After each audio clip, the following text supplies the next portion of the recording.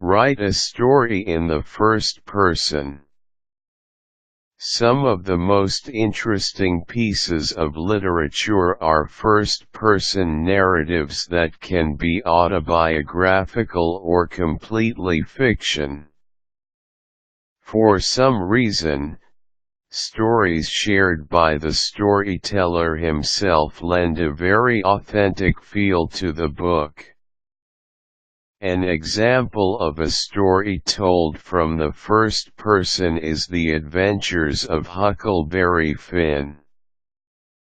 If you want to make your own first-person story, there are a few rules that you need to keep in mind. Rule number 1: always use I, we, and me.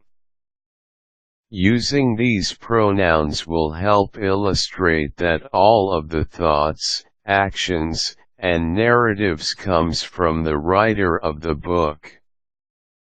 Whatever event you decide to include in your story, it should always be told from your perspective. This means all of the dialogue, actions, backstories should be told from your eyes. Rule number 2: dealing with other characters' thoughts.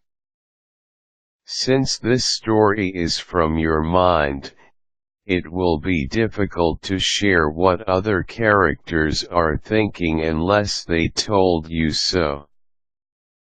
This means that if you need to express the emotions of other characters, you would need to do that through a different segment or through confessions of that character. You cannot always assume the thoughts of other people in the story. Rule number 3: using occasional third-person narratives. You can also inject third-person narratives to help you move the story along. There may be activities in your story that happens without your main character, so you would need to write that in third person, but keep in mind that you should limit this type of narration since it might take away the theme of the story being a first-person narrative. Other tips. There are other tips that you can benefit from when writing in the first person. You can include dream sequences of the main character or monologues in his mind to further express his feelings and thoughts. You can also include journal writing episodes so that the reader will get a feel of what the character is thinking of in depth.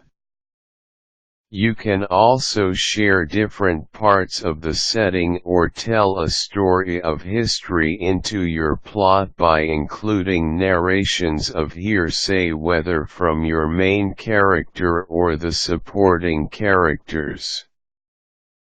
You can also add suspense to your story by including wrong assumptions of your main character, since this is really most likely to happen in real life.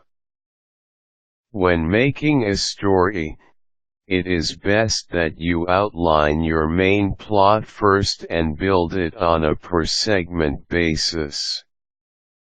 You do not need to write your story straight from introduction to conclusion.